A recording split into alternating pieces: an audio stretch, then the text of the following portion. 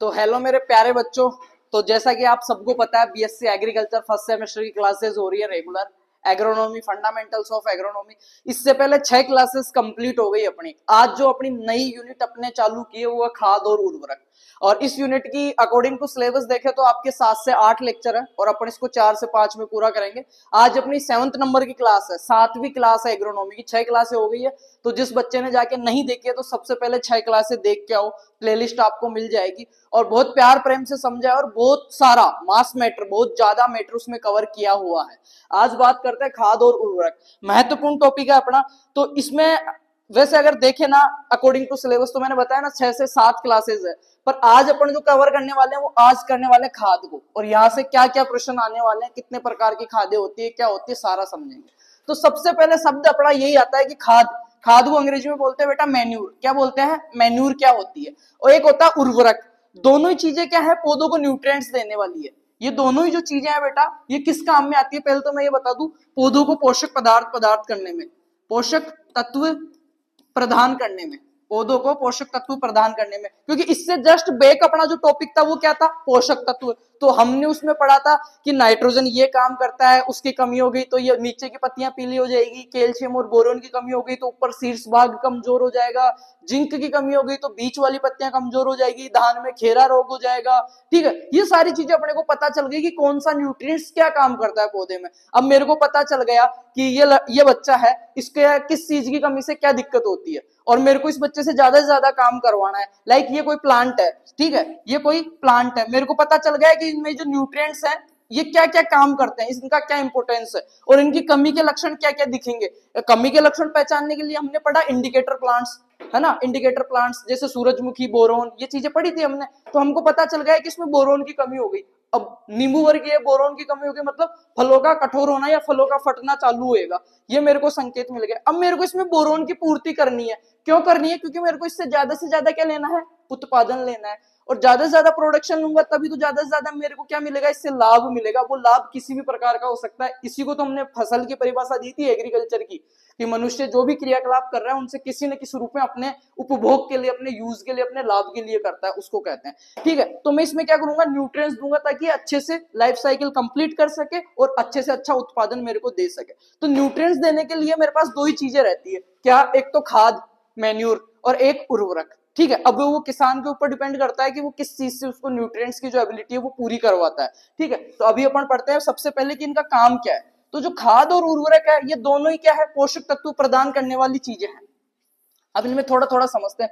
जो खाद है ना वो संस्कृत से लिया गया है। खाद जो शब्द है अपना वो किससे लिया गया है? संस्कृत शब्द के खाद्य शब्द से लिया गया है।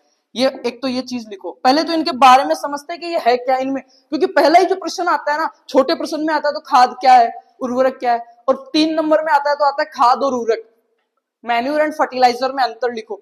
तो अंतर तो जब लिखोगे ना जब तुम्हें इन दोनों का अर्थ पता होगा कि खाद किसे कहते हैं, उर्वरक किसे कहते हैं। ठीक है, तो सबसे पहले तो लिखो जो खाद है ना वो संस्कृत भाषा से लिया गया है। संस्कृत भाषा के खाद्य शब्द से लिया गया है। खाद्य जिसका अर्थ क्या होता है? खाना या भोजन। क्या होता है बेटा? खाना या भोजन। एक चीज क्लियर। अब खाना या भोजन से आ रहा है, संस्कृत से आ रहा है, खाद्य से आ रहा है, तो इतना सा दिमाग तो बेटा आप लगा सकते हो कि ये क्या है? नेचुरल चीज है, प्राकृतिक चीज है। क्या चीज है? प्राकृतिक, या अपन कह सकते हैं नेचुरल। नेचुरल चीज है। नेचुरल चीज है इसका मतलब इसको कहीं बाहर से नहीं बनाना पड़ रहा। क्या नहीं करना पड़ रहा? बाहर से नहीं बनाना पड़ रहा, मतलब प्रयोगशाला में नहीं बनाना पड़ रहा। प्रयोगशाला में नहीं बनाना पड़ रहा, नेचुरल है। नेचुरल का मतलब कोई भी क्या हार्मफुल या नुकसानदायक इसमें केमिकल या रसायनों का यूज नहीं है। ठीक है, रसायनों का यूज नहीं है इसमें, कोई भी प्रकार का इसमें केमिकल नहीं है खाद में। इतनी चीज पता चल गई आपको कि ये नेचुरल है, इसमें किसी प्रकार का वो नहीं है। अब नेचुरल है या तो अपने को प्रकृति से प्राप्त हो रही है, किसी का अवशेष है। क्या है? अवशेष है। अवशेष आते हैं इसमें, जैसे कि अवशेष के अंदर इसमें खादों में क्या क्या आता है? अपन नॉर्मली बात करें तो गोबर की खाद। क्या आता है बेटा? गोबर की खाद, जिसको क्या बोलते हैं? FYM। और गोबर की खाद में क्या आता है? पशुओं का क्या आता है बेटा? पशुओं का मलमूत्र, पशुओं का मलमूत्र और बिछावन। ठीक है, बिछावन, इसी को तो अपन खाद कहते हैं। ये हो गया। अब इन चीजों को उल्टा देखो, उर्वरक। अब उर्वरक में समझना, मैं पहले समझा ही रहा हूं, अभी टॉपिक स्टार्ट नहीं किया, अभी मैं समझा रहा हूं कि मैन्यूर और फर्टिलाइजर क्या होता है। फर्टिलाइजर में पहला ही जो शब्द आता है बेटा ये आता है ये आर्टिफिशियल रूप से। आर्टिफिशियल को अपन क्या बोलते हैं, एक तो होता है प्राकृतिक, एक होता है कृत्रिम। आर्टिफिशियल, नेचुरल, नेचुरल का उल्टा विलोम शब्द की बात करें तो आर्टिफिशियल, कृत्रिम। कृत्रिम रूप से बनी है, इसका मतलब मनुष्य ने बनाया है। मनुष्य ने बनाया तो ऐसा, इसका मतलब क्या है, लेब के अंदर बनी है, प्रयोगशाला में बनी है, कारखाने में बनी है, ठीक है, कारखानों या फैक्ट्रियों में बनाई जाती है। और कारखानों और फैक्ट्रियों में बनाई गई है तो ये क्या काम करेगी, केमिकल्स का यूज होगा, इसमें रसायनों का यूज है, रसायनों का यूज है। और रसायन जहां पे गए तो ये क्या है, महंगी होगी, ठीक है, महंगी होगी, महंगी है। और केमिकल्स अगर यूज किए हुए किसी भी चीज में, चाहे वो खाने की हो, चाहे पहनने की हो, चाहे लगाने की हो, वो किसी न किसी प्रकार से अपने लिए क्या हार्मफुल है, नुकसानदायक है। तो ये पौधों के लिए, पर्यावरण के लिए, मृदा के लिए, भाई खाद है, उर्वरक है, खाद फेंकते हुए देखा होगा, डीएपी हो, यूरिया हो, जमीन में देते हैं तो ये क्या है, नुकसानदायक है बेटा, हार्मफुल है, नुकसानदायक है। किसके लिए, अपनी सोइल हेल्थ के लिए, ह्यूमन हेल्थ के लिए, प्लांट हेल्थ के लिए, सबके लिए क्या है, नुकसानदायक है। तो थोड़ा सा कुछ समझ में आया क्या? ऊपर ऊपर से मैंने बताया कि खाद और उर्वरक क्या होती है, ये चीज तो हो गई इनके कैरेक्टर्स के बारे में। अब अपन, इनका मेन काम क्या था बेटा, इनका मेन काम क्या है, पोषक तत्व देगी। अब बात करते हैं पोषक तत्वों की मात्रा क्या रहने वाली है। तो अब ये नेचुरल चीज है, इसका मतलब क्या है, इसमें कम होंगे पोषक तत्व, क्या होंगे, कम होंगे। आर्टिफिशियल रूप से तैयार किए, खुद की इच्छा से कम ज्यादा हो सकते हैं, तो इसमें पोषक तत्व क्या होंगे, ज्यादा होंगे। ये मैं थोड़ा सा मोटा मोटा मैंने समझा है। अब अपन शुरू करते हैं खाद और उर्वरक की डेफिनेशन से।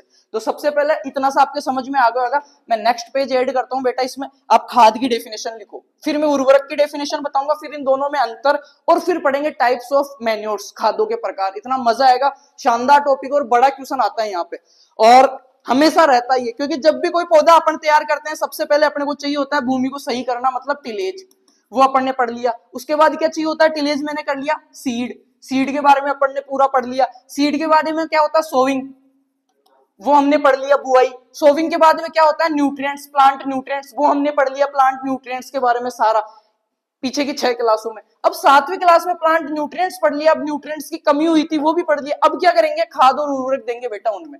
खाद और उर्वरक ये दोनों ही क्या है, न्यूट्रिएंट्स की पूर्ति करने की चीज है, और इनको अपन देंगे, ये चीज अपन पढ़ रहे हैं। तो लिखो खाद, मैन्योर्स किसे कहते हैं, खाद, खाद के बारे में लिखो, फिर मैं उर्वरक की डेफिनेशन लिखाऊंगा, फिर इनमें अंतर, और उसके बाद में अपना टॉपिक स्टार्ट है, ऐसा समझ लो।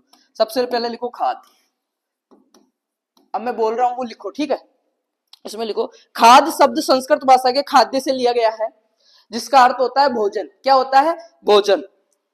पौधों को आवश्यक पोषक तत्वों की पूर्ति के लिए, पौधों को, और क्लास के एंड में क्यूआर कोड देंगे, उससे आपको नोट्स मिल जाएंगे, ठीक है। पौधों लिखो, पौधों को आवश्यक पोषक तत्वों की पूर्ति के लिए, पौधों को आवश्यक पोषक तत्वों की पूर्ति के, अब एक शब्द है यहाँ पे, आवश्यक पोषक तत्व, एसेंशियल न्यूट्रिएंट्स। क्या कहते हैं इसको अंग्रेजी में, एसेंशियल न्यूट्रिएंट्स। कितने होते हैं बेटा, कितने होते हैं,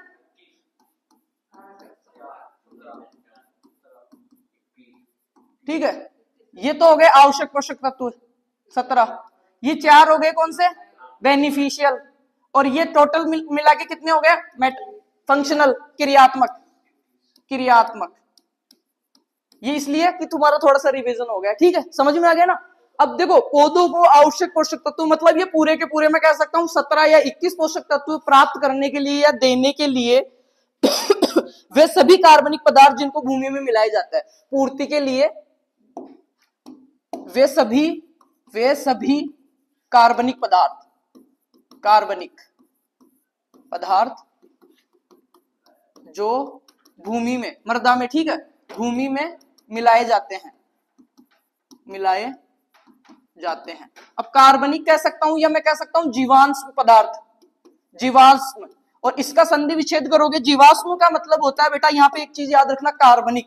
जो आपके फर्टिलाइजर्स होते हैं ना, उर्वरक जो केमिकल वाले, वो नॉन कार्बन में आते हैं, अकार्बनिक में आते हैं। खाद्य सारी कार्बनिक में आएगी। और कार्बन है ना, मृदा के संगठन में हमने पढ़ा था, कार्बन पाया जाता है, कार्बनिक पदार्थ। तो ये इसी वजह से क्या है, मृदा को नुकसान नहीं पहुंचाते, राइट। उनमें केमिकल है, वो नॉन उसमें आएंगे, कार्बन वाले में, ठीक है, अकार्बनिक में आएंगे। अब जीवाश्म का अगर अपन संधि विच्छेद करते हैं तो इसमें आता है जीवों से प्राप्त अंश।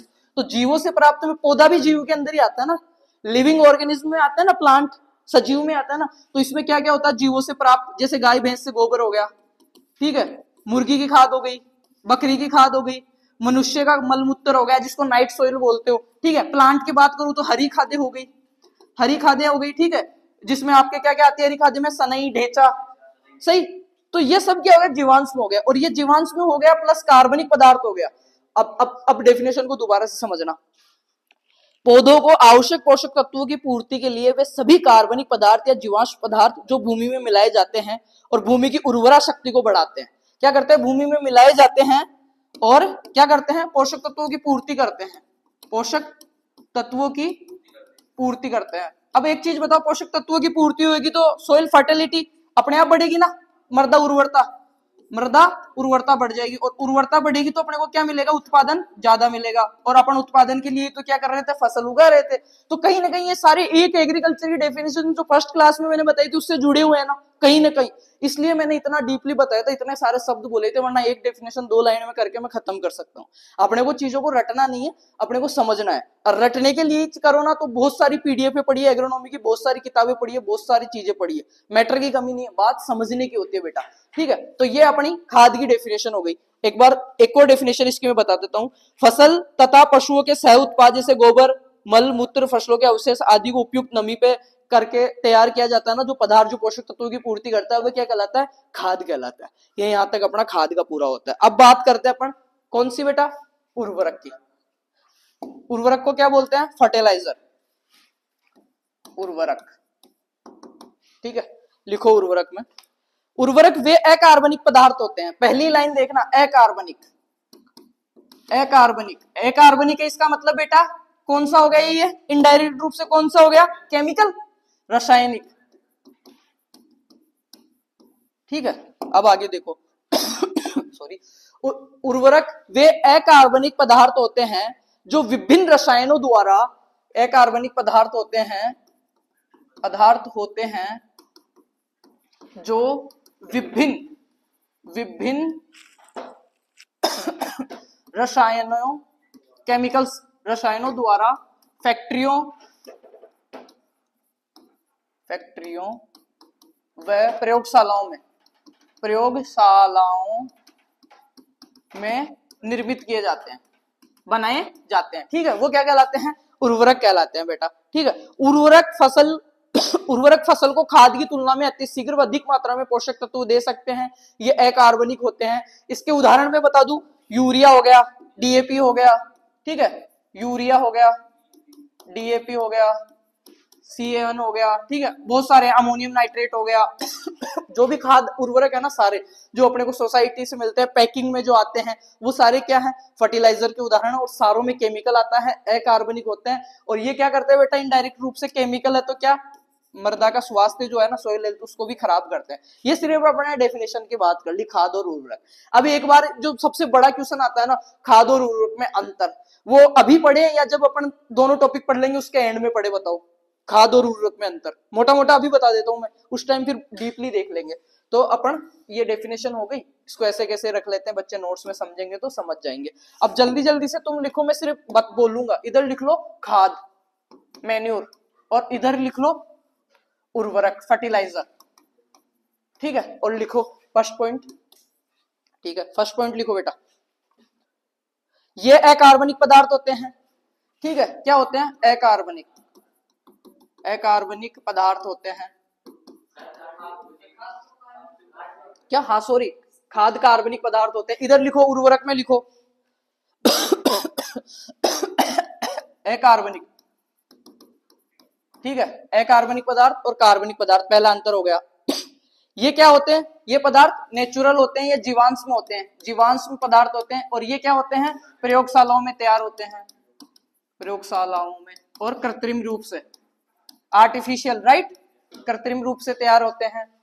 थर्ड नंबर पे लिखो बेटा, इनमें पोषक तत्वों की संख्या बताओ, खादों में कम होती है, जबकि कार्बनिक पदार्थ की मात्रा ज्यादा होती है, ठीक है। पोषक तत्वों की मात्रा या परसेंटेज कम होती है, पर कार्बनिक पदार्थ जो होता है वो क्या होता है, कार्बनिक पदार्थ होता है वो हाई होता है। इनमें क्या होता है, पोषक तत्व जो है, न्यूट्रिएंट वैल्यू जो है, न्यूट्रिएंट वैल्यू तो हाई होती है और कार्बनिक पदार्थ कम होता है। इसका मतलब ऐसे समझो जैसे गोबर की खाद है, गोबर की खाद है FYM, एक ट्रॉली खाद डालते हैं तब अपने को क्या मिल रहा है, जैसे उसपे अपन बात करें NPK की 0.25, 0.5, 0.25 और 0.5 मतलब 50, ठीक है, ये NPK। और जैसे यूरिया डाल दिए या वो डाल दिए तो उसमें डायरेक्ट अपने को 18% नाइट्रोजन, 46% DAP डाल दिए, ठीक है, तो उसमें इतने से कट्टे में इतने सारे न्यूट्रिएंट्स मिल गए और एक ट्रॉली में इतना सा अपने को चीज मिली, वो चीज है ये कार्बनिक पदार्थ वाला, ठीक है। तो ये चीज लिख लिया ना पोषक तत्वों वाला, हाँ ये चीज भी अभी लिख रहे हैं बेटा, ये लिख लिया ना, एक सेकेंड, हाँ ये पता नहीं कैसे हो रहा है। इसमें पोषक तत्व जो है बेटा, पोषक तत्व तो रहेंगे क्या, हाई प्रतिशत में, और कार्बनिक पदार्थ जो है ना मतलब मास जो रहेगा वो रहेगा कम, राइट। आगे लिखो बेटा, इनका प्रभाव लंबे समय तक रहता है, किसका, खाद का प्रभाव लंबे समय तक। अब तुम खुद बना सकते हो अर्थ, अगर तुमने इतना पढ़ा है तो। प्रभाव लंबे समय तक रहेगा, मृदा उर्वरता क्या करेगी, बढ़ेगी, ठीक है। मृदा का स्वास्थ्य, मतलब सोइल हेल्थ, स्वास्थ्य अच्छा रहेगा, स्वास्थ्य अच्छा रहेगा तो मृदा की जीवांश दशा अच्छी रहेगी। जीवांश का मतलब मृदा में सूक्ष्म जीवों की संख्या बढ़ेगी, सूक्ष्म जीवों की संख्या बढ़ेगी तो मृदा का जो स्थूल घनत्व है जिसको BD बोलते हैं वो क्या होगा, घटेगा। और जब BD घटता है बेटा, जब BD घटता है तो क्या होता है, मृदाएं उर्वर होती है। BD का मतलब मैंने बताया था ना कि कण दूर दूर हो गए मतलब वजन कम हो गया, हवा ज्यादा घुस गई, और कण दूर दूर हो गए मतलब पोरोसिटी बढ़ गई, पोरोसिटी बढ़ गई, दूर दूर हो गए तो उसमें क्या हवा भी रहेगी और नमी भी, ह्यूमिडिटी भी रहेगी। और जब उसमें प्योर एरेशन होगा, हवा उसमें रहेगी, ह्यूमिडिटी उसमें रहेगी, तो जो छोटे छोटे सूक्ष्म जो सोइल माइक्रोबायोलॉजिकल जो जीव है ना, सूक्ष्म जीव वो बढ़ जाएंगे, और सूक्ष्म जीव जब बढ़ते हैं ना तो मृदा का स्वास्थ्य वो अच्छा कर देते हैं, सोइल हेल्थ को बढ़ा देते हैं, सोइल फर्टिलिटी को बढ़ा देते हैं, उर्वरता को बढ़ा देते हैं। जबकि इधर क्या होगा, मृदा स्वास्थ्य क्या होगा, खराब होएगा। मृदा की 3 दशाएं होती है बेटा, सोइल की 3 कंडीशन होती है, कौन कौन सी, फिजिकल, केमिकल और बायोलॉजिकल। जैवीय दशा, जीवीय दशा, भौतिक दशा और रासायनिक दशा। रासायनिक दशा ये क्या है, फिजिकल, केमिकल और बायोलॉजिकल हेल्थ है सोइल की। ये तीनों ही अपने क्या, अगर अपन फर्टिलाइजर यूज कर रहे हैं तो तीनों ही क्या हो जाएगी, खराब हो जाएगी। जबकि अगर अपन उर्वरक खाद यूज कर रहे हैं तो ये क्या होगा बेटा, इंप्रूव होगी। जीवीय दशा भी इंप्रूव होगी, भौतिक दशा भी इंप्रूव होगी और रासायनिक दशा भी इंप्रूव होगी। तो ये तो मैंने मोटा सा बताया खाद और उर्वरक में अंतर। BD जब घटता है ना बेटा, BD जब घटता है ना तो क्या होती है, उर्वरता बढ़ती है। एक होता है PD, पार्टिकल डेंसिटी, जिसको ट्रू डेंसिटी कहते हैं, कण घनत्व कहते हैं। इसको चाहे कूटो मारो बढ़ो, ये कुछ भी नॉन चेंजेबल होता है, फिक्स होता है। पर ये जो BD होता है ना, ये घटता बढ़ता रहता है। अब मैंने फर्स्ट क्लास में बताया था, याद है ना BD और PD क्या क्या होता है, हाँ, और इसका 1.33, ठीक है 1.33, ये घटता बढ़ता रहता है बेटा, और ये फिक्स रहता है। और मैंने एक चीज और बताऊं, BD जो है ना, PD जो है ना वो लगभग BD का दुगना होता है। तो 1.33 का दुगना कितना होगा, 1 का 266, लगभग दुगना होता है, याद रखना ये चीज है ना। और जब BD घटता है ना, बुल्क डेंसिटी, स्थूल घनत्व, तो उर्वरता बढ़ जाती है बेटा। और ये चीज मैंने समझा रखी है, और सोइल साइंस पढ़ाऊंगा ना उस टाइम और अच्छे से समझा दूंगा। अभी इतना ही रहता है, खाद और उर्वरक में अंतर हो गया। आगे चले अपन, ठीक है बेटा, PD पे कोई फर्क ही नहीं पड़ेगा। अब आगे चलते हैं, अब बात करते हैं अपन खादों की। सबसे पहले अब देखो, खादें भी 2 प्रकार की होती है, ठीक है, इसको मैं यहाँ पे समझाता हूँ। खादें 2 प्रकार की होती है, सांद्रित और असांद्रित, ठीक है। एक तो होते हैं बल्की मैन्योर्स, बल्की, असांद्रित खादें, 2 प्रकार की है खादें, लिख लो। पहले चार्ट से समझा देता हूँ फिर लिखवा दूंगा। खादें 2 प्रकार की। अब खादें क्या होती है वो मैंने बता दिया, कौन से पदार्थ है, कार्बनिक पदार्थ है, नेचुरल पदार्थ है, केमिकल का यूज नहीं है, लंबे समय तक प्रभाव रहेगा, सोइल हेल्थ को बढ़ा देंगे। सोइल जो आपकी प्रॉपर्टीज है जिसमें बायोलॉजिकल प्रॉपर्टीज आ गई, मृदा की जीविक दशा, मृदा की भौतिक दशा फिजिकल, और मृदा की रासायनिक दशा केमिकल प्रॉपर्टी, सबको इंप्रूव कर देगी, एरेशन को बढ़ा देगी, BD को घटा देगी, और फर्टिलिटी जो है उर्वरता उसको बढ़ा देगी। कौन, खादें। केमिकल का यूज होता नहीं है, किसी भी प्रकार से हार्मफुल नहीं है, सस्ती है, जैविक पदार्थ है, जीवों से प्राप्त होता है, जीवों का अपशिष्ट है, ठीक है। अब जीवों का अपशिष्ट भी 2 प्रकार के हो गए इनमें खादों में। एक तो हो गई स्थूल या असांद्रित खादें, असांद्रित को बोलते हैं बल्की, ठीक है। और एक हो गया सांद्रित, कॉन्सिस्टेंट मैन्योर्स। अब देखो इसमें समझना, स्थूल खादें या असांद्रित खादें क्या होती है, जिनमें क्या होता है, हाई CN रेशियो होता है। हाई CN रेशियो का मतलब समझना, इनमें कार्बनिक पदार्थ जो है ना बेटा वो होता है ज्यादा और पोषक तत्व होते हैं कम। कार्बनिक पदार्थ होता है ज्यादा और पोषक तत्व रहते हैं कम। जैसे कि उदाहरण ये 3 प्रकार की है, FYM या गोबर की खाद, दूसरी है कंपोस्ट खाद और तीसरी है हरी खाद। बहुत सारा गोबर डालोगे तो बहुत कम न्यूट्रिएंट्स उसको मिल पाएंगे, ठीक है। बहुत सारी कंपोस्ट डालोगे, कंपोस्ट में वर्मी कंपोस्ट भी होती है, रूरल कंपोस्ट होती है, अर्बन कंपोस्ट होती है, वो भी आगे पढ़ेंगे। तो कंपोस्ट जितनी डालोगे ना, कंपोस्ट चाहिए 1 ट्रॉली 1 ट्रक, तब जाके आप एक खेत को वो पूरा न्यूट्रिएंट्स दे पाओगे। फिर होती है हरी खाद। अब हरी खाद का भी क्या है, कार्बनिक पदार्थ बहुत ज्यादा है। जैसे मैंने ढेंचा लगा दिया, ढेंचा जो लगाते हैं सिस्पेनिया रोस्ट्रेटा, सिस्पेनिया रोस्ट्रेटा, जिसके तने पे गांठें पाई जाती है, वो क्या करता है, एटमॉस्फेरिक जो नाइट्रोजन है जो उसको भूमि में स्थिरीकरण कर देता है। और अपन क्या इसके लिए यूज कर रहे हैं, भूमि के अंदर पोषक तत्वों को बढ़ाने के लिए, तो वो हरी खाद में आ गया बेटा। तो इतना सारा ढेंचा जब मैंने लगा के उस पे प्लाऊ चलाया, मैंने उस पे हैरो चलाया, तो मात्रा कार्बनिक पदार्थ तो मिला ही ना, इतना सारा वो हरा हरा जो पदार्थ था, वो पौधा है उसका जीव द्रव्य है, वो कटेगा, उसको कार्बनिक पदार्थ उसी को तो बोलते हैं अपन। तो वो तो ज्यादा हो गया और न्यूट्रिएंट्स बहुत कम मिले। अभी कितने मिलते हैं वो अभी बात करेंगे। एक होती है क्या, सांद्रित खादें, कॉन्सेंट्रेट मैन्योर्स। इसमें क्या होता है, देखो लो CN रेशियो होता है, कार्बनिक पदार्थ होता है कम, थोड़ा सा ही मामला और पोषक तत्व ज्यादा। ये ऐसा नहीं लग रहा है कि तुम्हें थोड़ा थोड़ा, कि जैसे ये उर्वरक की तरह काम, एक गुण इनमें उर्वरक वाला है कि कार्बनिक पदार्थ कम पोषक तत्व ज्यादा, पर ये खादों का ही क्लासिफिकेशन है, उर्वरक का नहीं पढ़ रहे। उनमें तो बहुत ज्यादा होते हैं, उनमें तो न्यूट्रिएंट्स बहुत ज्यादा होते हैं और जो कार्बनिक पदार्थ होता है बहुत कम होता है। अभी खादों की बात कर रहे हैं, सांद्रित खादें, ठीक है। तो इनमें कौन कौन सी आती है, देखो बेटा, कार्बनिक पदार्थ कम होता है और पोषक तत्व ज्यादा होते हैं। तो इनमें आती है केक, खलियां, खड़ियों का नाम देखा है ना, खड़ियां। खड़ियां भी 2 प्रकार की होती है, खाद्य खड़ियां और अखाद्य, इडेबल केक और नॉन इडेबल, ठीक है। इडेबल और नॉन इडेबल।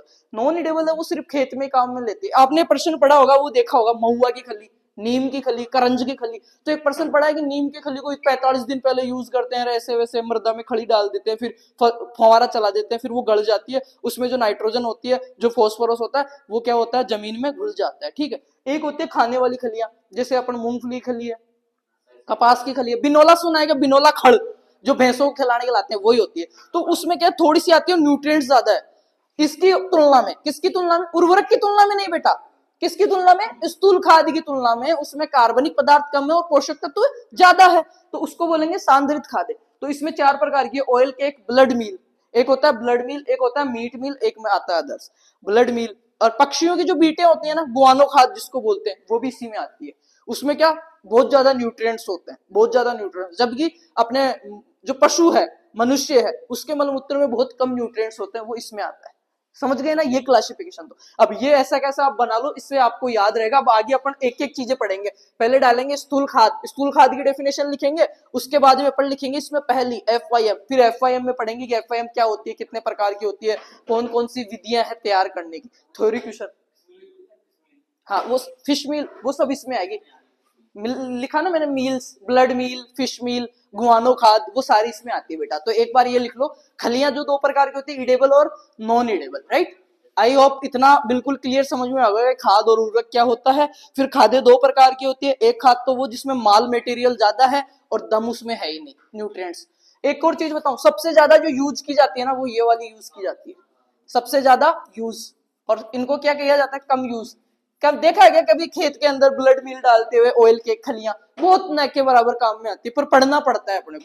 जबकि ये तो देखा होगा नॉर्मली अपने घर पे भी गोबर का खाद डलवाते हैं, कभी कभी मुर्गी का खाद डलवाते हैं, कभी कभी अपन क्या बकरी का खाद भी डलवाते हैं, जो अपने चरवाए होते हैं ना, उनसे लेके, है ना, मींगनी जिसको बोलते हो, मींगनी बोलते हो, क्या बोलते हो बकरी के, हैं क्या बोलते हो, क्या बोलते हो। जैसे कुछ अलग अलग देखो, अलग अलग एरिया में अलग अलग बोलते हैं, कोई मींगनी बोलता है, कोई क्या बोलता है, ठीक है ना। कोई बात नहीं, चलो ये बनाओ, फिर आगे अपन देखते हैं खादों के बारे में बेटा। इतना हो गया ना, ये क्लासिफिकेशन है, इससे बहुत चीजें समझ में आएगी।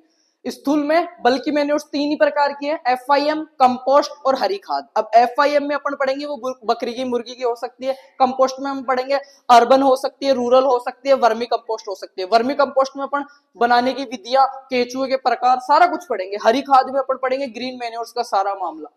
उधर खाद्य खलियां, अखाद्य खलियां, सारा अच्छे से पढ़ेंगे। ये हो गया। अब मैं जो नेक्स्ट अपना है वो लिखो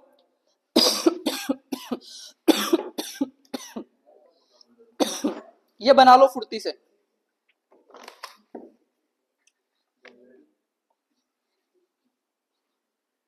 उतार लिया, वैसे तो नोट्स मिल जाएंगे ना लास्ट में, PDF है ना, आप सेव कर देना एक बार।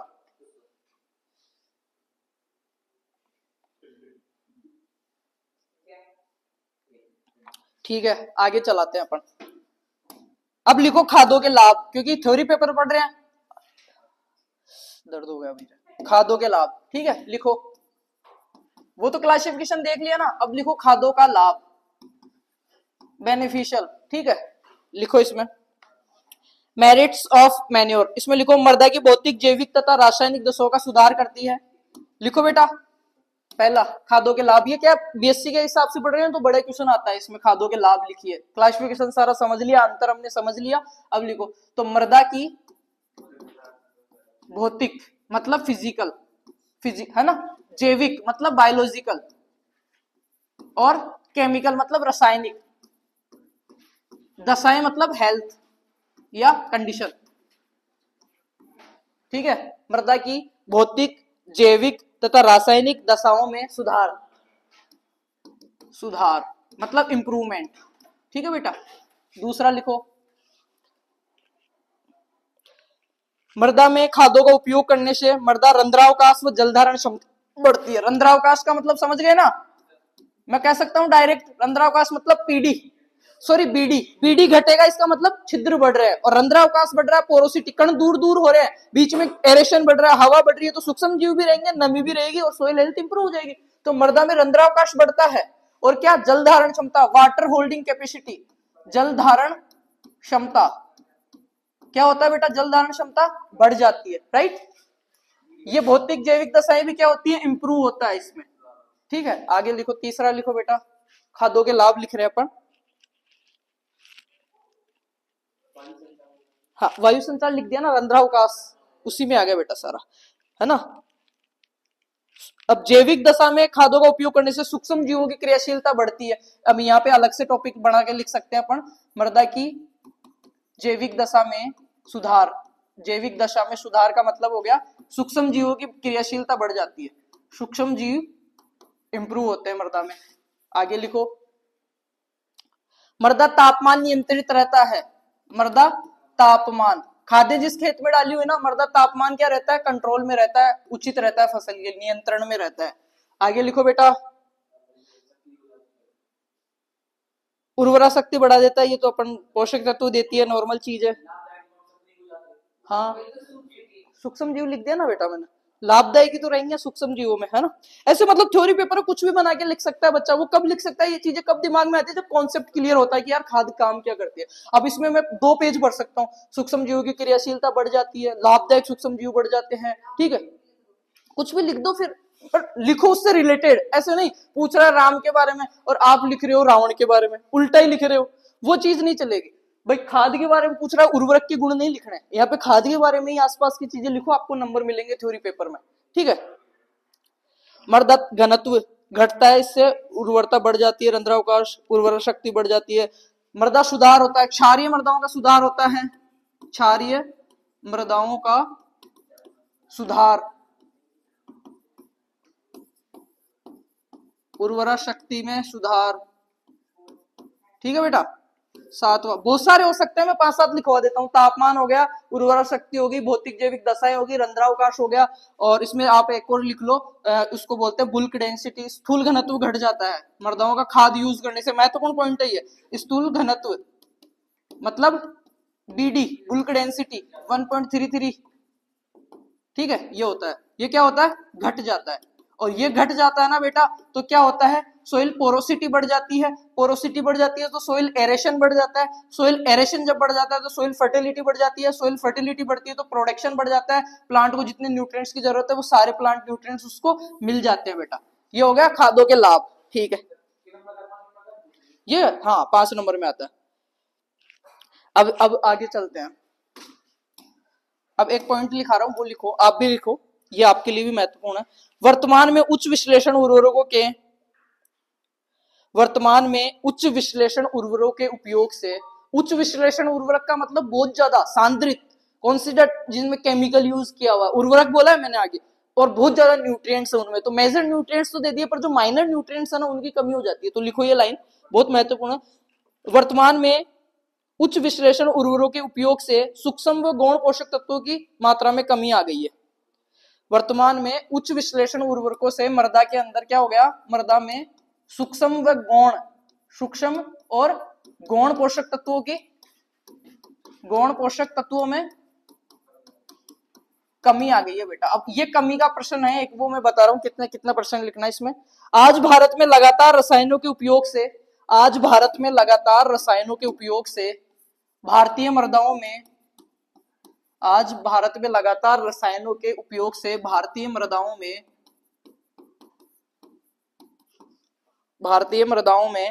47% मृदा में जिंक की कमी। ये प्रश्न पूछा हुआ बेटा आईसीआर में बहुत बार और थ्योरी पेपर में भी आता है। 47% मृदाओं में किसकी कमी है? जेडन, जिंक की कमी। आगे लिखो इसी में 11.5%, 11.5% मृदाओं में Fe, फेरस की कमी, हाँ आयरन की कमी। वह 4.8%, 4.8% कॉपर की कमी, Cu। ठीक है, आगे लिखो वह 4% मृदाओं में, 4% मृदाओं में, 4% मृदाओं में Mn मैग्नीज, ठीक है, Mn की कमी नापी गई है, मापी गई है, कमी आई है। अब देखो NPK, MG, MO, CA, MGS, इनकी तो हो जाती है न्यूट्रिएंट्स, पर बार बार, और इनकी पूर्ति किससे होती है बेटा? एक चीज बताऊं किससे होती है? सॉरी किससे होती है? मैं ऐसे कह रहा हूं कि हमने ये पढ़ा कि भारत के अंदर लगातार बहुत ज्यादा केमिकल, उच्च संश्लेषित मतलब हाई एफिशिएंसी वाले केमिकल्स और उर्वरकों का यूज करने से मृदा में सूक्ष्म और गौण पोषक तत्वों की कमी देखी गई है। भारतीय मृदाओं में लगभग 47% मृदाओं में जिंक की कमी है, 11.5% मृदाओं में Fe की कमी है, 4.8 मृदाओं में कॉपर की कमी है और 4% मृदाओं में मैग्नीज की कमी है। ये किससे पूरी होती है? अगर केमिकल यूज ना करके अपन क्या करें? खादों का प्रयोग करें जिनका प्रभाव लंबे समय तक रहता है, तो वो क्या करते हैं? उनमें न्यूट्रिएंट्स तो कम है, न्यूट्रिएंट्स की प्रतिशतता कम है, पर न्यूट्रिएंट्स की अगर मैं संख्या की बात करूं, नंबर ऑफ न्यूट्रिएंट्स, सारे पोषक तत्व NPK, CMG, CU, FE, MN, ZN सारे मिल जाएंगे खाद में, चाहे मिले 0.11% ही। तो उससे क्या है? तभी तो मृदा का सोइल हेल्थ इंप्रूव होती है बेटा। तो अगर खादों का यूज करते हैं ना, तो सोइल स्वास्थ्य जो है, मृदा हेल्थ है, वो कभी खराब नहीं होती। ये याद रखना। खादों में एक पॉइंट और लिख लेना कि खादों के अंदर पोषक तत्वों की मात्रा जरूर कम होती है, पर पोषक तत्वों की संख्या क्या होती है? ज्यादा होती है। जैसे मैं ऐसे यूरिया यूज कर रहा हूं, तो स्पेशली इसमें ऐसे होता है, उर्वरकों को जब पढ़ेंगे ना, एकल उर्वरक, सिंगल उर्वरक, डबल उर्वरक, तो एक पोषक तत्व देगा, कोई 2 पोषक तत्व देगा, कोई 3 दे देगा। पर गोबर की खाद तुमने डाल दी ना, तो एनपीके के अलावा भी जो न्यूट्रिएंट्स है ना, वो सारे मिल जाएंगे, चाहे वो मिले 0.5% ही, पर मिल सारे जाएंगे। इसी वजह से तो ऑलराउंडर वो क्या होती है? सोइल के लिए बेनिफिशियल होती है बेटा। और यही तो हमने पढ़ा कि उच्च विश्लेषण उर्वरकों को यूज करने से। अब ये जो क्वेश्चन है 47% वाला, बहुत बार पूछा गया हुआ, बहुत बार सुपरवाइजर में भी पूछा गया हुआ है, ठीक है, बहुत बार। और ये चीज लिख लेना, कॉम्पिटेटिव के हिसाब से भी बहुत अच्छी चीज है। लिख लिया? खादों का एक और लाभ अपने को पता चल गया। आगे चले बेटा, नेक्स्ट हेडिंग लगाओ, वो क्लासिफिकेशन बाद में पढ़ेंगे अपन। अब पढ़ते हैं अपन कार्बनिक खादों का वर्गीकरण, मतलब अपनी खादों का वर्गीकरण। तो खादों का वर्गीकरण में मैंने सबसे पहले क्या वर्गीकरण बताया बेटा? स्थूल और सांद्रित, बल्कि और कॉन्सिडर, ठीक है। तो पहला क्लासिफिकेशन यही होगा अपना। तो एक साइड लिख लो स्थूल खाद एक साइड लिखोगे क्या? स्थूल खाद, और एक साइड सांद्रित खाद। इधर मैंने लिख दिया स्थूल खाद, बल्क स्थूल खादे, ठीक है। और इधर क्या लिख दिया मैंने? सांद्रित, सांद्रित खादे। अब जल्दी जल्दी मैं शॉर्ट में लिखूंगा, आप इनमें अंतर लिखोगे। क्या लिखोगे? अंतर लिखोगे। पहले किस में पढ़ा था? खाद और उर्वरक में। अब पढ़ेंगे स्थूल खाद में और सांद्रित खाद में। अब लिखो इसमें स्थूल खाद और सांद्रित खाद में। इनमें पोषक तत्व कम होते हैं। क्या होते हैं? पोषक तत्व, पोषक तत्व मात्रा या प्रतिशत क्या होती है बेटा? कम होती है। तो ये कम होंगे तो दूसरी चीज क्या होगी? इनमें कार्बनिक पदार्थ ज्यादा होगा। नहीं समझे क्या? कार्बनिक पदार्थ की क्या मात्रा? ज्यादा होगी बेटा, राइट। एक और चीज मैंने बताई थी, क्या? ये आसानी से प्राप्त, जीवों से प्राप्त, और ज्यादा यूज करने वाली होती है, ज्यादा उपयोग में लेते हैं, उपयोग हाँ में ली जाती है, ज्यादा उपयोग में ली जाती है, राइट। अब ये तीनों इधर लिखेंगे, इनमें क्या है, इनका उल्टा हो गया, इनमें पोषक तत्व क्या हो गया बेटा, पोषक तत्व क्या हो गया, अधिक होंगे प्रतिशत में, ठीक है, जैसे नाइट्रोजन की प्रतिशत अधिक होगी प्रतिशत में, और कार्बनिक पदार्थ क्या हो गया बेटा, कार्बनिक पदार्थ क्या हो गया, इनमें कम होएगा। ऐसा नहीं कार्बनिक पदार्थ कम हो तो ये नुकसान करेगी, नुकसान तो नहीं कर रही है, तो खाद ही, और ये यूज में भी क्या की जाती है, कम ली जाती है। अब इसके एग्जाम्पल लिख लो, एग्जाम्पल लिखो इधर, इधर एग्जाम्पल में क्या क्या लिखोगे, FYM गोबर की खाद, ठीक है, कंपोस्ट और ग्रीन मैन्योर हरी खाद। इधर क्या लिखोगे बेटा, इधर लिखोगे ब्लड मील,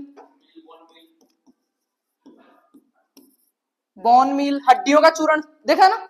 अब हड्डियों का चूर्ण कहां से लाएंगे, कहां काम मिलेंगे, पर उसमें न्यूट्रिएंट्स बहुत ज्यादा मिलेंगे, बोन मील, ठीक है। और एक जो सबसे महत्वपूर्ण जातो खलियां, क्या है बेटा, खड़ियां, ऑयल केक्स जिनको बोलते हैं ना, खड़ियां। अब खड़ियां जब पढ़ेंगे ना, उनमें मैं फिर में एक और क्लासिफिकेशन पढ़ाऊंगा, मजा आएगा, खाद्य खलियां और अखाद्य खलियां, ठीक है। फिर इनमें पढ़ेंगे कौन सी खड़ी में कितने % नाइट्रोजन होती है, जल्दी से लिख लो, फिर आगे अपन चालू करते हैं। अपन क्या चालू करेंगे, सबसे पहले स्थूल खाद, स्थूल खाद की डेफिनेशन मैंने बताई थी, क्या होता है मामला।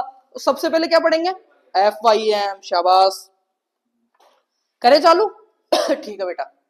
अब लिखो सबसे पहले स्थूल खादों के अंदर पहला नंबर डाल के FYM, FYM, FYM की फुल फॉर्म क्या होती है, farm, FARM, farm yard, YARD, yard, manure, farm yard manure, मतलब फार्म के यार्ड से जो प्राप्त होती है जीवों का अंश, फार्म यार्ड मैन्योर। दूसरा नाम क्या, इसको क्या कह सकता हूं, गोबर खाद, राइट। अब इसमें NPK की मात्रा बताओ बेटा, NPK,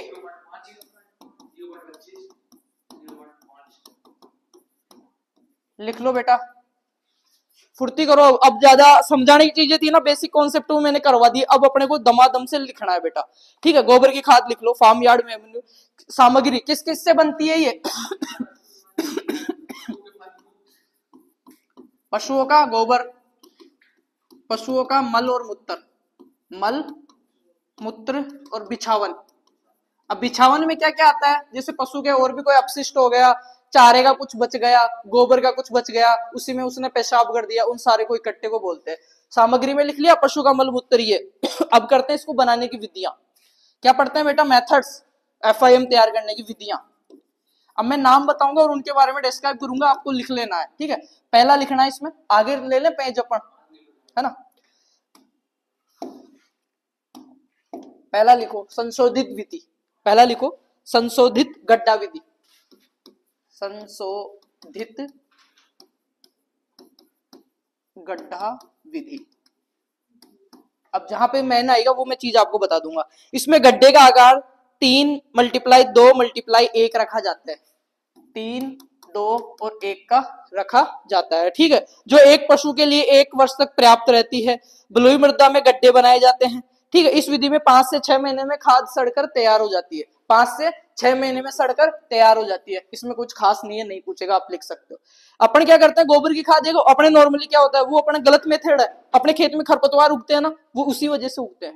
कोई रोग लगता है, कीड़ा दिमक लगती है, वो इसी वजह से, चूहे होते हैं वो इसी वजह से। क्यों, खाद सड़ती नहीं। अपन क्या करते हैं, सीधे चारा गरेज से गोबर उठाया मम्मी ने, और सुबह हेल ऐसे कैसे ले जाके रूढ़ी में, जिसको बोलते हैं अपन रूढ़ी, रूढ़ी का नाम सुना है, या अरे यार गोबर का जो इकट्ठा करते हो क्या बोलते हो, ढेरी, ढेरी रूढ़ी, वो, ठीक है। तो उसमें से अपन उधर डालते हैं, उधर जैसे इकट्ठा हुआ, अपने को जरूरत पड़ी, चाहे वो 1 महीना पुराना हो चाहे 2 महीना पुराना हो, अपन क्या करते हैं, खुला वो पड़ा रहता है, उसमें कोई छीटा ईटा नमी अमी कुछ नहीं देखते। अपन ट्रैक्टर बुलाते हैं, उससे भरवाते हैं और मजदूर बुला के खेत में डाल देते हैं। उसमें बहुत सारी चीजें ऐसी होती है, वो पौधों के बीज ऐसे अवशेष होते हैं, पशु खा लेता है, और गोबर में ऐसे कैसे बीज निकल जाते हैं। अब वो गड़े ही नहीं 2 महीने में, तो तुम्हें पता है खरपतवारों के बीजों की कितनी कितनी क्षमता होती है, लाइफ साइकिल। जब अगला ही टॉपिक वीड का है अपना नेक्स्ट यूनिट, तब पढ़ेंगे 600 साल, 500 साल तक खरपतवारों के बीज मरते नहीं है। 2 महीने में गोबर में मर जाएगा क्या, नहीं मरेगा। जैसे ही खेत में जाएगा, फिर फेवरेबल कंडीशन मिली, उग जाएगा और अपनी फसल। खरपतवार क्या होते हैं, वे अनवांटेड प्लांट्स होते हैं, वे अनिश्चित पौधे या जरूरत वाले पौधे जो बिना बोए उग जाते हैं और लाभ की तुलना में हानि करते हैं। हर चीज में हानि करते हैं, पोषक तत्वों में हानि करेंगे, पोषक तत्व ज्यादा खींचेंगे, रोग कीटों को शरण दे देंगे, ठीक है, अपनी मेन फसल को नुकसान पहुंचाएंगे, न्यूट्रिएंट्स में भी, इरिगेशन वाटर में भी, हर चीज में नुकसान पहुंचाएंगे, उसमें रोग कीट भी लगवा देंगे। वो इनडायरेक्ट रूप से कहां से जा रहे हैं, गोबर की खाद, क्योंकि पशु ने काश नहीं खाई, कुछ भी ऐसा खरपतवार खाया है ना, और वो उसके पेट में चला गया, वो पचा नहीं और वो निकल गया। ठीक है, तो वो इसलिए पढ़ते हैं अपन। क्या हुआ, सही विधि है, पर उसमें लगभग 5 से 6 महीने लगते हैं। अब 5-6 महीने अपन कहाँ वेट करते हैं, अपन तो बेच देते हैं या पटक देते हैं। ठीक है, 5-6 महीने लगते हैं ना, तब वो गढ़ के तैयार होता है। इसमें गड्ढे का आकार मैंने लिखा दिया। दूसरी लिख लो ढेरी विधि। ढेरी विधि जिसको अपन क्या बोलते हैं, रूढ़ी या कूडी, कूडी भी बोलते हैं ना, कूडी ढेर लगता है, कूड़ी कूड़ा कर, कूडी या ढेरी विधि या फिर रूढ़ी विधि। ये क्या है, सामान्य विधि है, सबसे ज्यादा यूज ली जाने वाली विधि है और सबसे खराब विधि है। खराब का मतलब इसकी इफिशियंसी नहीं है, सबसे खराब विधि है। ठीक है, इसमें क्या करता है, ये विधि वर्तमान में प्रचलित है, लेकिन सबसे ज्यादा क्या है, दोषपूर्ण विधि है बेटा। क्या है, दोषपूर्ण विधि। दोषपूर्ण विधि है। इसमें क्या होता है, इस विधि में 6 से 8 माह में बनकर तैयार होती है। इसमें वो 0.50, 0.25, 0.50 पाया जाता है। पर क्या 6 से 8 महीने अपन क्या करते हैं, इसको रोकते ही नहीं है, अपन 2 से 3 महीने रोकते हैं और यूज कर लेते हैं, इसलिए ये क्या है, खराब विधि है बेटा। आगे लिखो थर्ड विधि। अपन पढ़ क्या रहे बेटा, FYM की बनाने की विधियां, फार्म यार्ड मैन्यूर, गोबर को इकट्ठा करने की विधियां। थर्ड लिखो बेटा ट्रेंच विधि। ट्रेंच विधि इसके बारे में पूछ लेता है कभी कभी। ट्रेंच विधि ये किसने दी थी, CN आचार्य ने। किसने दी थी, CN आचार्य ने। किसने दी थी बेटा, CN आचार्य।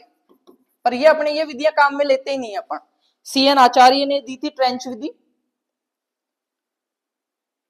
इसमें एक नाली बनाते हैं ना, जिसका आकार 6 मीटर लंबा होता है, 1.5 मीटर चौड़ी होती है और 1 मीटर गहरा होता है।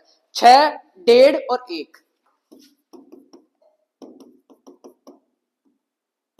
ठीक है, 6 मीटर लंबी, 1.5 मीटर चौड़ी और 1 मीटर गहरी होती है, और उसके अंदर खाद को डाल देते हैं, ले जाके गोबर को उसमें पटकते रहते हैं, उसमें पटकते रहते हैं। ठीक है, हाँ, नाली के अंदर। ठीक है, ये किसने दी थी, CN आचार्य ने दी थी। किसने दी थी बेटा, CN आचार्य ने दी थी। क्या वो बहुत, मतलब जो फार्म है ना बड़े बड़े, उनमें यूज होता है। फार्म जैसे किसी ने बहुत बड़ा गाय का फार्म लगा रखा है, तो उनमें यूज होता है। अपने घर पे कौन बनाता है, कोई नहीं बनाता। पर ये क्या है, अच्छी विधि है, अच्छी विधि है, वैज्ञानिक विधि है। आगे लिखो चौथी विधि बेटा। चौथी विधि लिखो एडगो विधि। एडको, एडको विधि कंपोस्ट में भी आएगी, वहां पे इनको थोड़ा डीपली पढ़ेंगे, पर गोबर में भी यूज करने लग गए। पर ये नई विधियां हैं। एडगो विधि लिखो, ये विधि इंग्लैंड से विकसित की गई है। एडको विधि, यह विधि इंग्लैंड से विकसित की गई है।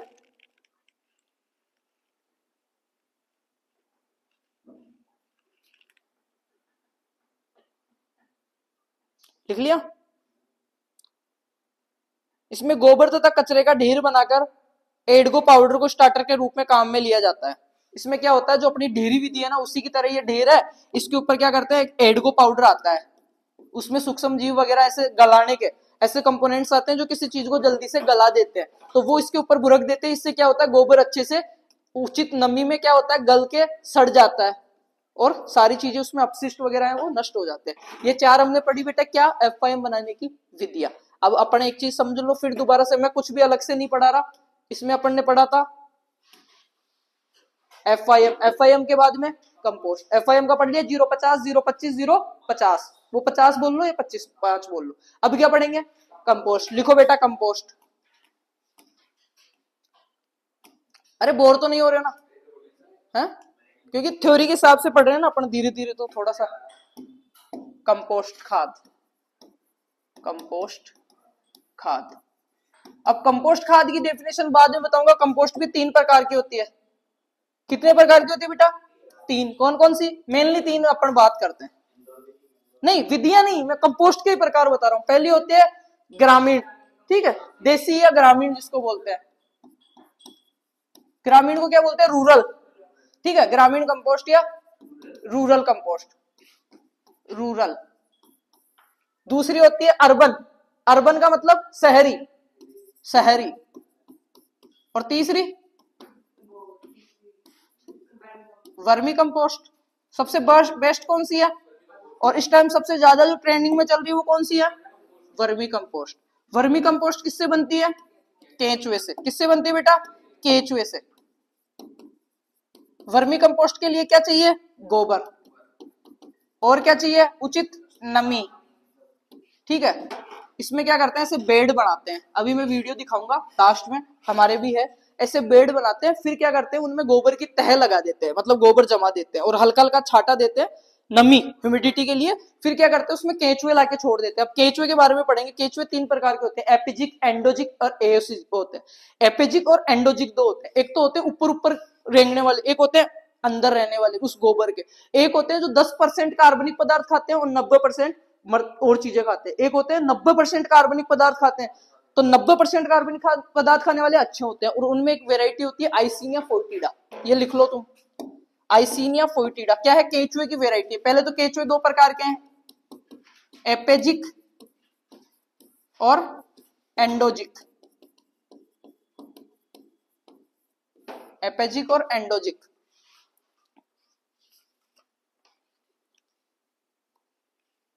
एपेजिक जो होते हैं ना, ये क्या होते हैं? लाल रंग के होते हैं और सतह पर पाए जाते हैं। यहीं पे लिखा हुआ है, आगे अलग से पढ़ेंगे, यहीं पे कर लेते हैं इसको, ज्यादा डीपली क्या करेंगे। ठीक है, ये क्या होते हैं बेटा? एपिजिक जो होते हैं ना वो क्या होते हैं? लाल रंग के होते हैं, लाल रंग के होते हैं और क्या होते हैं? सतह के ऊपर पाए जाते हैं, सतह पर पाए जाते हैं, सतह पर पाए जाते हैं। आगे लिखो इसी में, मुख्य रूप से वर्मी कंपोस्ट बनाने के लिए यूज किए जाते हैं।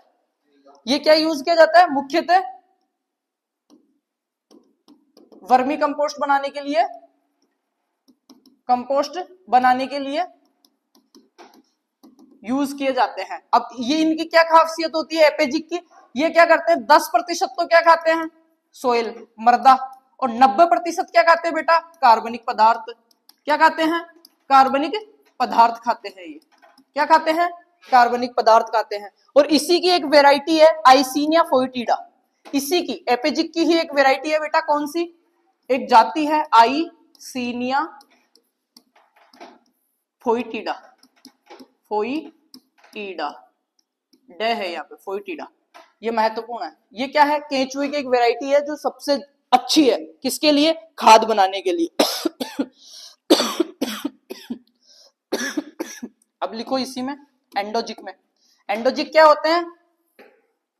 सतह के नीचे पाए जाते हैं, सतह के नीचे पाए जाते हैं बेटा। इसका उल्टा कर लो, सतह के नीचे पाए जाते हैं और क्या करते हैं? ये प्रकाश के संपर्क में नहीं आते हैं, इसलिए इनका रंग सफेद होता है। इनका रंग क्या होता है? सफेद होता है। एंडोजिक सतह के नीचे पाए जाएंगे, प्रकाश में नहीं आएंगे, कभी धूप में नहीं आएंगे तो गोरे हो जाएंगे, सफेद हो जाएंगे, सफेद रंग के होते हैं, सफेद रंग के होते हैं। अपने जो नॉर्मली केंचुआ देखते हो ना सांप की तरह जो आता है बरसात के दिनों में, वो कौन सा होता है? एपेजिक होता है बेटा, एपेजिक। लाल लाल आता है ना, लाल कलर का, भूरा कलर का, ऐसे पर्पल थोड़ा सा हल्का सा लाल भूरा मिक्स का, है ना, तो वो कौन सा होता है? एपेजिक होता है। ठीक है, और वो क्या करता है? 90% तक कार्बनिक पदार्थ खाता है, 10%। और कार्बनिक पदार्थ में क्या यूज करते हैं अपन? गोबर। और गोबर का हमने पढ़ा कि वो क्या है? कार्बनिक पदार्थ है। तो कहीं ना कहीं जुड़े हो ना सारे एक जगह। ये चीजें समझ में आएगी तो रटने की जरूरत ही नहीं है बेटा इनको कभी भी जिंदगी में। हाँ, इसका उल्टा कर लो इसमें।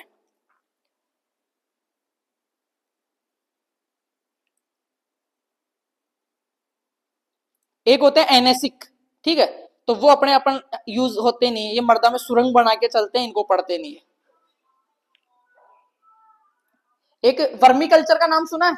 वर्मी कल्चर, केचुआ पालन वर्मी कल्चर कहलाता है, राइट। ये हो गया अपना। अपन क्या पढ़ रहे हैं? कंपोस्ट के प्रकार पढ़ रहे हैं, तो सबसे ज्यादा यूज होने वाली होती है वर्मी कंपोस्ट, तो सबसे पहले अपन वर्मी कंपोस्ट के बारे में ही पढ़ने लग गए अपन, है ना।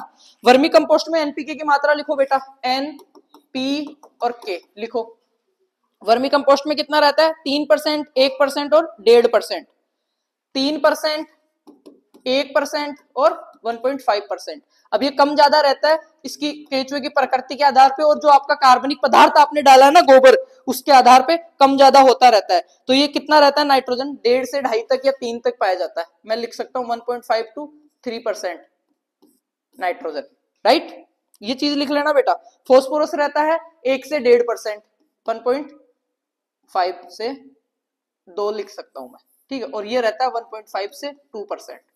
ये क्या है, एनपीके की मात्रा किसमें बताई है मैंने, वर्मी कंपोस्ट में, लिख लेना। ये मैंने बताया कि ये जैसे जैसे केचुए की वैरायटी बदलती है और कार्बनिक पदार्थ, अच्छा गोबर डाला है तो 3% तक नाइट्रोजन पाया जाएगा, अगर कम है तो वो हो सकता है 1.5 से 3 के बीच में रहे। बाकी जो प्रश्न आता है वो 3, 1 और 1.5 का आएगा। एनपीके जो रेशियो है 3, 1.5 ये आएगा, ठीक है, लिख लो ये। यहाँ पे वर्मी कंपोस्ट पूरा होता है। वर्मी कंपोस्ट की विधियां ही पढ़ेंगे। अभी अपन क्या पढ़ रहे हैं, कंपोस्ट खादे, खादों के बारे में बता रहा हूं अभी मैं। अभी कंपोस्ट बनाने की विधियों में वर्मी कंपोस्ट बनाने की विधियां भी पढ़ेंगे। वर्मी कंपोस्ट की विधियां भी पढ़ेंगे, इसके लाभ भी पढ़ेंगे, इसकी हानियां भी पढ़ेंगे, ठीक है। इसके लिए क्या क्या सामान चाहिए वो भी अपन पढ़ेंगे। ये तो कंफर्म हो गया ना, एपेजिक एंडोजिक, एपेजिक ऊपर वाले, एंडोजिक नीचे वाले। एपेजिक ऊपर आते हैं, लाल रंग के होते हैं, ये सफेद रंग के होते हैं। 90% क्या खाते हैं बेटा, 10% सोइल खाते हैं। इसमें आइसिनिया फोर्टिडा वेराइटी है जो क्या है, वर्मी कंपोस्ट बनाने के लिए सबसे बेस्ट है। इसमें एक और चीज आती है बेटा, वर्मी वाश।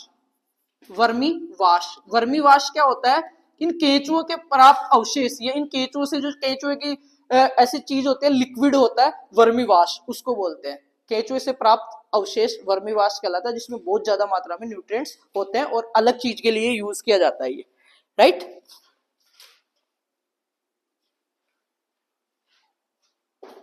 ये 1.5 से 3 तक, ठीक है, हिसाब से ये चेंज होता रहेगा 1.5 से 3 तक। ये 1.6 से 2 तक रहता है बेटा, और ये रहता है 1 से 1.5 तक, ठीक है। जो मैंने 1.5 लिख दिया, ऊपर वाली सीमा मैंने लिख दी है, ठीक है।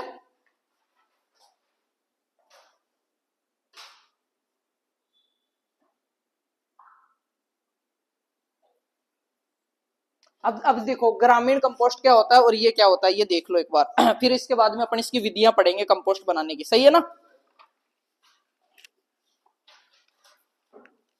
कंपोस्ट में लिखो 0.5,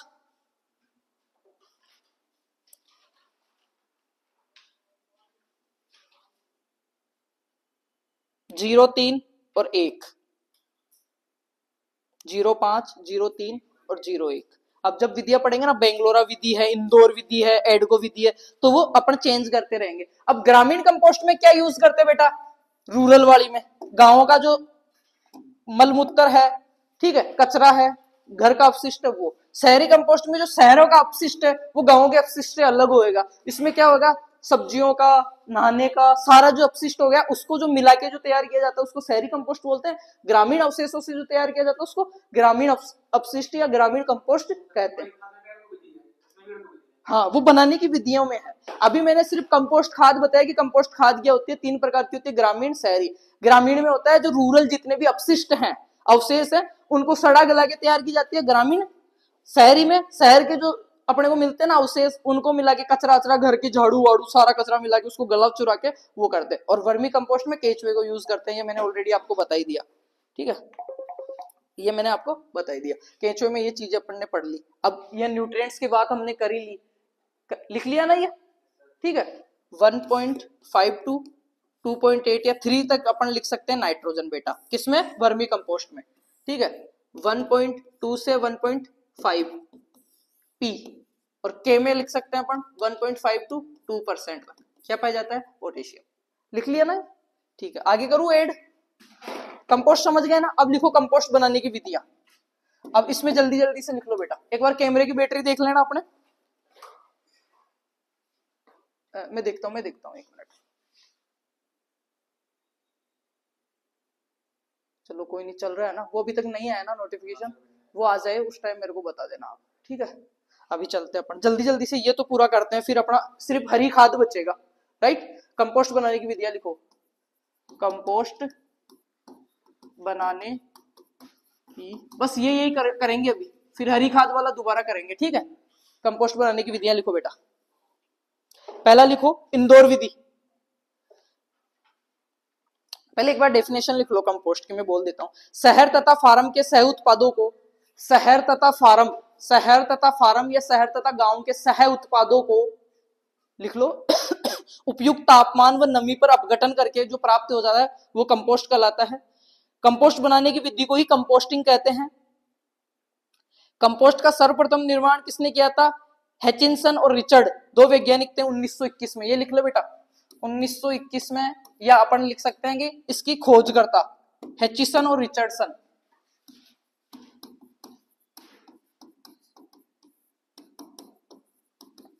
दो वैज्ञानिक थे, इन्होंने क्या करी? कंपोस्ट की खोज करी।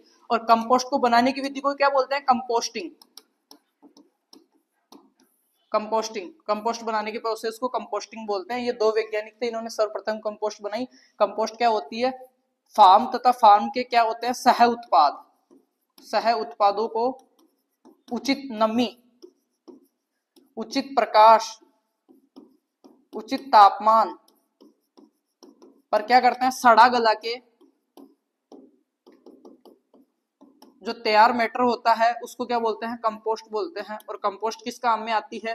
कंपोस्ट में कार्बनिक पदार्थ होता है, कोई केमिकल नहीं होता है, सड़ाया गलाया हुआ पदार्थ होता है, अपघटित पदार्थ होता है। ये क्या काम में आती है? पोषक तत्वों को पूरा करने के काम में आती है। और इसी को तो अपन कह रहे हैं गोबर की। गोबर क्या है? फार्म उत्पाद हो गया। सह उत्पाद में हमने क्या मिलाया? केचुआ। केचुआ। और ये सड़ गल के क्या बन गया बेटा? Vermi compost. क्या बन गया? Vermi compost.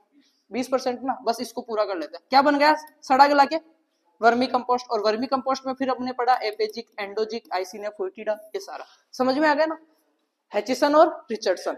जल्दी जल्दी लिखो, विधियों के नाम लिख लो, ठीक है? 4 विधियां। पहले लिखो इंदौर विधि। इंदौर विधि, यहां से प्रश्न आता है बेटा। इंदौर विधि जल्दी जल्दी लिखो, ध्यान रखना अब 10% का ये टाइम है ना। इंदौर विधि, इस विधि की खोज अल्बर्ट होवार्ड व यशवंत डी वार्ड ने की थी। अल्बर्ट होवार्ड और यशवंत डी वार्ड दो वैज्ञानिक थे बेटा। इंदौर विधि की किसने की थी? अल्बर्ट, ये तो पढ़ा होगा ना तुमने भी, है ना? अल्बर्ट होवार्ड और Yashwant D Wad. Albert Howard, Yashwant D Wad, या इसको वाई डी वार्ड भी बोलते हैं। अल्बर्ट होवार्ड व यशवंत डी वार्ड ने की थी। Institute of plant nutrients Indore, Madhya Pradesh. कहां पे करी थी? इंदौर में। इंदौर एमपी में की थी इसकी खोज, ठीक है? आगे लिखो, इसमें आरंभक के रूप में गोबर का प्रयोग किया जाता है।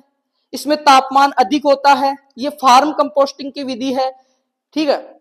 इसकी मुख्य विशेषता है कि इसमें गड्ढे को 3/4 भाग खाली छोड़ा जाता है। इसमें जो पहली पलटाई की जाती है गोबर की, पहली पलटाई 3 बार गोबर को पलटा जाता है, ठीक है? 1, 2 और 3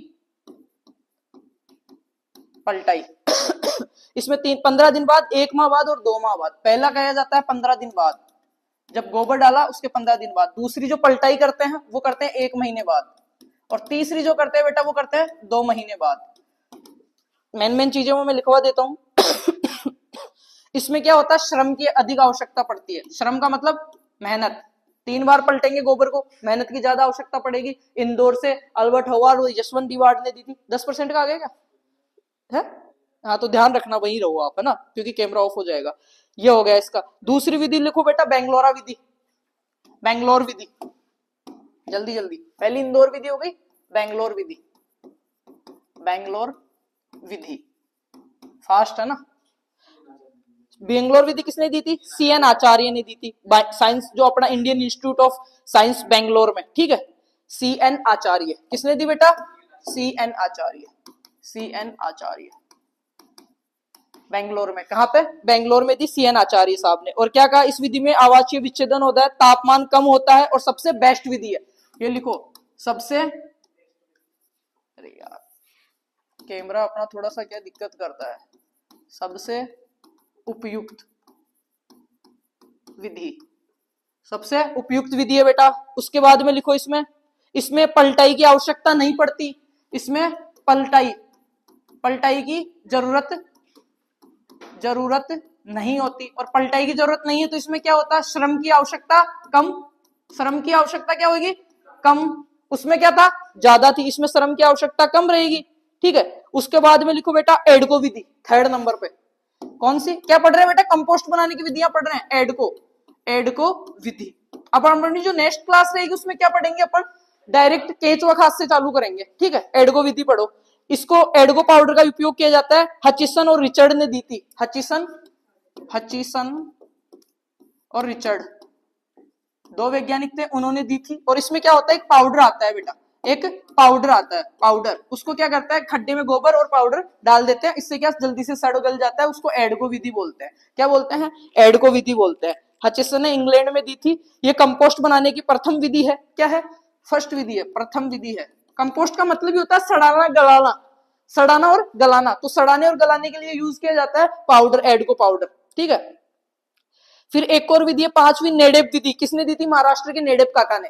किसने दी थी बेटा, महाराष्ट्र के नेडेप काका ने। पांचवी विधि कंपोस्ट बनाने की, नेडेफ। पढ़ा ना ये तो, नेडेफ विधि नहीं पढ़ा, ये लिख लेना, महाराष्ट्र के नेडेफ काका, एक किसान था, उसने दी थी। इसके बारे में थोड़ा सा लिख लो, महाराष्ट्र के, कैमरे का ध्यान रखना बेटा, है ना। नेडेफ काका ने दी थी। इसमें एक टंकी बनाई जाती है, एक छोटा छिद्र रहता है, उसमें तैयार की जाती है, ठीक है। अब लिख लो कंपोस्ट विधि का यूज या कंपोस्ट प्रयोग विधि। कंपोस्ट प्रयोग विधि कितनी कितनी यूज करते हैं, ठीक है। तो फसलों में तो कितनी करते हैं, 10 टन पर हेक्टेयर। फसलों में कितनी करते हैं बेटा, 10 टन पर हेक्टेयर के हिसाब से यूज करते हैं। बात करें सब्जियों में, तो सब्जियों में कितनी करते हैं, 20 ton per hectare, 20 ton per hectare. उसके बाद में है फल वृक्षों में 5 से 7 किलो पर फल वृक्ष में करते हैं। बुआई के 3 से 4 सप्ताह पूर्व, बुआई के सोविंग के 3 से 4 सप्ताह पूर्व यूज किया जाता है। 5 विधियां पढ़ी हमने। 5वीं विधि महाराष्ट्र के नेडेफ काका ने दी थी। इसमें क्या करते हैं, गहरा खड्डा बनाते हैं, उसमें एजेटोबैक्टर की सहायता से वर्मी कंपोस्ट तैयार होती है। किससे, एजेटोबैक्टर की सहायता से। ये चीज भी लिख लेना बेटा। अब मेन चीज अपने समझाने की होती है, ये चीजें खूब सारी मिल जाएगी। एजेटोबैक्टर की हेल्प लेते हैं इसमें। अरे कंपोस्ट कहते हैं सड़ाना गलाना। एडगो पाउडर में क्या करते हैं, एडगो एक पाउडर आता है जो क्या करता है, सड़ाने गलाने में मदद करता है। जैसे नमक अपन डाल देते हैं तो जल्दी सड़ती है ना, वैसे एडगो पाउडर आता है। हाँ क्या हुआ, हाँ जीवाणु की मदद लेते हैं। तो केंचुआ भी जीवाणु में आ गया ना एक तरीके से। केंचुए को किसान का मित्र कहते हैं, पता है ना। केंचुए के बाद 10 टन प्रति हेक्टेयर, हेक्टेयर है बेटा ये, हेक्टेयर, एच लिख दिया मैंने शॉर्ट में, ठीक है। फसलों में और सब्जियों में 20 टन, फल वृक्षों में 5 से 7 केजी पर फल वृक्ष में अपन कंपोस्ट डाल सकते हैं। कंपोस्ट 3 प्रकार की होती है, वर्मी कंपोस्ट। वर्मी कंपोस्ट के न्यूट्रिएंट्स मैंने बता दिए, रूरल और अर्बन कंपोस्ट। अब अपन पढ़ रहे थे वर्मी कंपोस्ट बनाने की विधियां अलग से पढ़ेंगे अपन। ये क्या पढ़े, रूरल और अर्बन के बारे में। वर्मी कंपोस्ट का तो मैंने बता ही दिया, 2 प्रकार के एपेजिक एंडेजिक केचुए होते हैं। एपेजिक ऊपर रहते हैं, लाल रंग के होते हैं, ज्यादा तापमान रहता है, 10% मर्दा, 90% कार्बनिक पदार्थ खाते हैं, आइसिनिया फोएटिडा वेराइटी है। क्लियर, ठीक है बेटा। अब रहता है इसमें क्या, केचुआ खाद, जो कि अपन नेक्स्ट टॉपिक में पढ़ेंगे। केचुआ खाद। अभी अपन ने क्या पढ़ा, कंपोस्ट बनाने की 5 विधियां। नेडेफ विधि महाराष्ट्र के नेडेफ काका ने। बेंगलोरा विधि सीएन आचार्य ने दी, सबसे बेस्ट विधि है बेटा, पलटाई की जरूरत ही नहीं पड़ती, श्रम की सबसे कम आवश्यकता इसमें होती है। फिर एडगो विधि पढ़ी, हचिसन और रिचर्ड ने इंग्लैंड में दी थी। एडगो पाउडर यूज करते हैं, प्रथम विधि थी। उसके इंदौर विधि पढ़ी, अल्बर्ट होवार्ड और यशवंत दीवार ने दी थी। इसमें पलटाई 3 पलटाई की जरूरत पड़ती है, 15 दिन बाद, 1 महीने बाद और 2 महीने बाद पलटाई करेंगे तो मजदूरों की। हाँ 5 बता दी ना बेटा, 4 बताइए। इंदौर विधि, बेंगलोर विधि, एडको विधि, नेडेफ विधि, ठीक है। एक और विधि रह रही है ना इसमें, कौन सी कौन सी,